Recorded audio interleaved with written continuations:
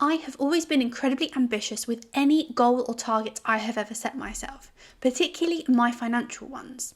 I was able to more than double my salary in under 3 years and took myself to a 6-figure package. I firmly believe that these 6 habits that I embodied and pushed myself to do are what have made me be successful in this ambition and in this journey. And I'm going to share all of them with you today. Let's get stuck into it. Number 1, bridging the knowledge divide. As they say, knowledge is power. And if you feel like there are certain areas where you have a knowledge gap, then it's your responsibility to bridge that gap, particularly when it comes down to managing your finances and general life stuff. Most of those things aren't actually taught to us at school. The education system and the schooling that we go through as children is geared up to essentially push us in a direction to get a job, get a good salary, work your way up the ladder, and that's pretty much as good as it gets. You're then advised to take the money that you earn and put it in some kind of savings account managed by someone else who will be earning money off of you for doing so, whilst you're sitting there earning 2 to 3%, always lower than inflation, and they're getting richer. This system is designed to keep people in the slow lane, grinding away their entire lives, working day in, day out, just to keep themselves afloat. And the really sad thing is that most people just sit there and accept it. They think that's as good as it's going to get and there's nothing else that they can do about it. But they're wrong. If you think about what we're taught back in school,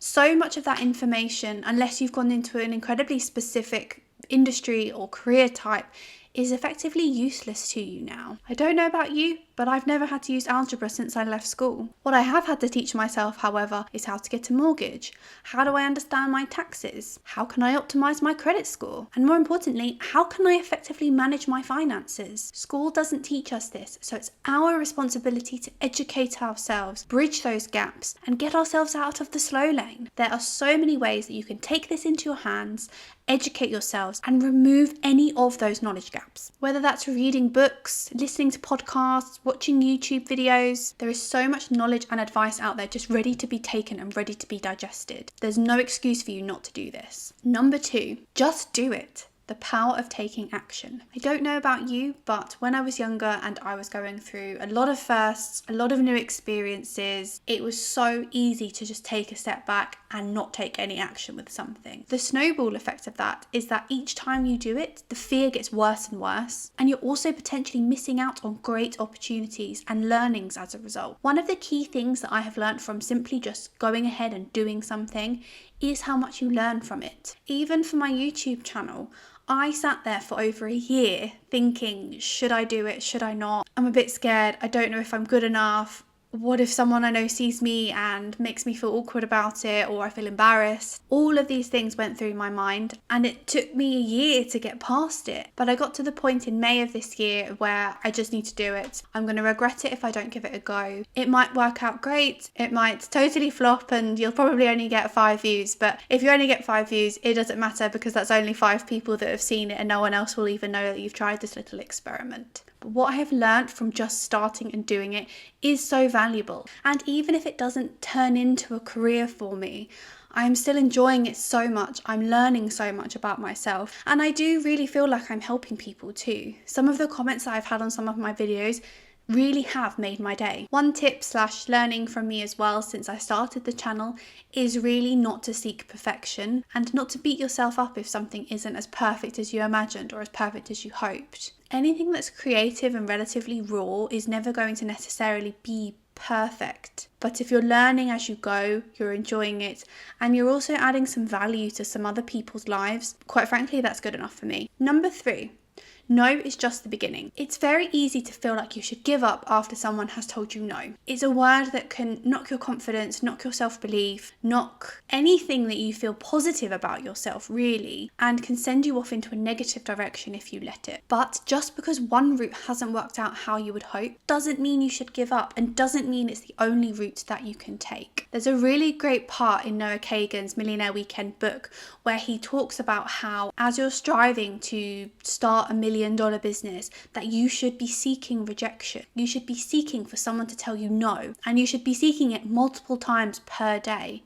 The more that you experience the word no, the more that you will become comfortable with it, and therefore it won't scare or deter you any longer. It's a really positive way of approaching the word no and approaching rejection, because if you're striving for it, you are therefore associating the negative rejection with a positive connotation, which is incredibly powerful. I have been told no so many times in my life, and yes, I've had wobbles here and there, but honestly, I have never let someone telling me no stop me from doing something that I believe in. For example, when I was earlier on in my career, I was working at Harrods, which is a luxury department store in London, and I was at the point where I felt like I was ready to progress and I was ready to step up to a managerial level. There was a job available and I wanted to be considered for the position, but from their perspective, they did not believe that I was at the right level and was ready for that position. Some people would have sat back and said, okay, fine, I'll sit back and I'll wait, and we'll wait for the next thing to come up and I'll work on my skill set in the meantime. Me, on the other hand, I decided to look elsewhere because I believed that I was ready for that step up, and I ended up getting myself a promotion to the manager level at Selfridges, which was Harrods' direct competitor at the time. Just because I couldn't do the route of progression via Harrods didn't mean that I couldn't do the route of progression at all. I chose to look elsewhere, saw an opportunity and seized it. Number 4. The spotlight illusion. Most people will experience the spotlight effect at some point in their lives. Naturally, our own lives and our own experiences are the most important things in our minds. And because in our heads we are the most important people in our world, we can tend to project that onto other people, and therefore causing the spotlight effect, feeling as though you have a spotlight shining down on top of you and thinking that you are being intensely observed and judged at certain times. So, for example, let's say you're walking along the street and you stumble and nearly fall over.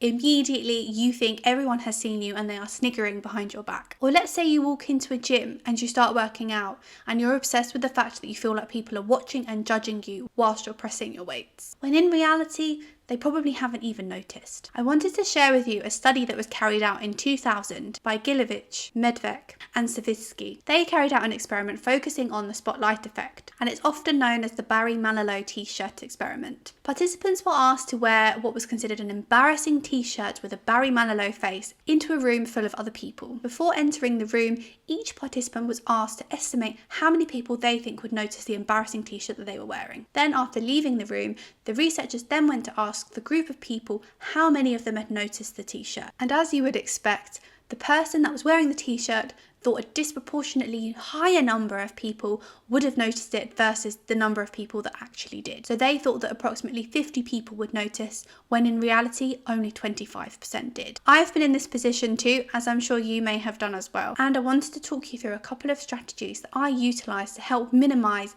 my feeling of the spotlight effect. So one of the key ones is really practicing to interpret situations from another point of view. If you're able to step back and take an objective approach, this will really help with minimising it. Similarly, also considering it from another person's perspective, taking yourself out of the equation and seeing if it changes your viewpoint. You can also ask trusted friends for advice and their opinion, especially if they have witnessed the situation as well. And then also learn not to take yourself too seriously. If you have stumbled on the street, have a little chuckle to yourself. There's nothing wrong with it. Number 5. Spend to earn. So I know a lot of the time I talk about how to save money and to not spend money, but there are great instances and examples of where you can spend money to make money. Really, this is about investing in something that is going to help drive or support you into a longer term goal or ambition. I hear a lot of people talking about how they want to be better at something, how they want to earn more money, how they want to start side hustles, how they want to have an extra arm of income coming in, but they don't want to invest any money or time into really educating themselves and developing themselves in order to get to that next step. Those sorts of people that aren't willing to invest money to make money are trapping themselves in a circle that they're not going to be able to get out of. For example, I started my Amazon business 4 years ago now, and it was something that I was incredibly passionate and serious about doing, which meant that as a result I invested several £1,000s into getting the business started and up and running. Firstly, I needed to identify what type of product that I wanted to sell, and obviously investing money into a business and money into a product is an incredibly risky thing.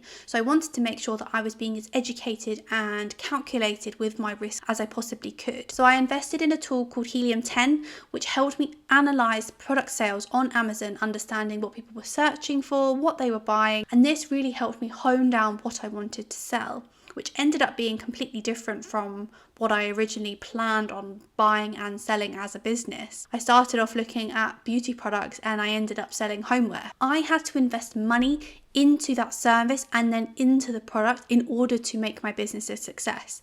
And 4 years on, I'm still selling incredibly successfully on Amazon and making several $1,000s per month. One thing also that I think is incredibly beneficial to be mindful of as well is, yes, you may not need to necessarily invest any money or much money up front into a business venture or a project or an objective that you are driving and striving towards. But you will hit a point where if you are successful and your business is growing and you're seeing results and success from it, that you will have to put some level of investment into it. Otherwise, you're going to stunt your growth. So for example, at the moment with my YouTube channel, I am doing absolutely everything from the research to the writing of the videos to the filming to the editing, thumbnails to the upload, and I'm really enjoying it and I'm learning so much as a result. But if I get to the point where this becomes a much more serious business and a higher level and more opportunities open up for me as a result, then I will naturally have to start looking to outsource aspects of what I'm doing now in order to open up that opportunity for me in the future. I can't do everything at the end of the day. So really what I will be doing is utilizing my hourly rate, understanding if I can outsource certain tasks for a lower hourly rate, therefore freeing up my time and my hourly rate to focus on some of the other new stuff. And then finally, the FOMO trap, or as I like to call it, the Joneses trap. Keeping up appearances and keeping up with the Joneses can be an incredibly difficult and expensive thing to do. In the world of social media, where you have everyone posting every aspect of their life, all of the lovely meals they're going out for, all of the things that they're buying, all of the exciting activities that they're doing, it can very easily trigger FOMO. I am guilty of it too. I scroll through my Instagram and I see my friends or people that I know doing fun things, and I'm sitting there wishing that I was doing it as well. It's easy to get stuck in that trap and start to spend how they are spending, going off and doing the things that they're doing just to keep up appearances, just to feel like you're not being left out and you're not being left behind with something. But it's important to realize that those people are probably sacrificing other things in order to be doing that stuff. For example, their financial freedom. And I have definitely been sucked in at times where friends of mine are going out, they're going to a restaurant, have invited me, I can't really afford it, but I would get FOMO if I didn't go, so I go anyway and suffer the financial burden afterwards. But as I've gotten older and I have identified key priorities within my life, I've also identified ways in which I can remedy the FOMO feelings that I get when I'm put in those sorts of positions. And really the big one for me is that when I'm saying no to something that I do know I'd like to do, I remember the reason why I am saying no. And that is generally for something of a bigger meaning, whether it's staying at home so I can edit my YouTube videos, making sure that I'm not spending excessive amounts of money on going out and eating food and having drinks, and making those decisions to not compromise my longer term financial goal of achieving financial freedom and of achieving wealth. If you're able to understand and process those sorts of decisions in that way, you'll have a much more positive mindset in those circumstances. And also, all of those smaller sacrifices will start to compound, and when you start seeing the benefits of those sacrifices, it will drive your motivation even further. I'd love to know below in the comments which of those habits you found most useful and most insightful, and any of them that you'll be taking on your journey to achieve wealth. Thanks so much for watching, and I'll see you in the next one.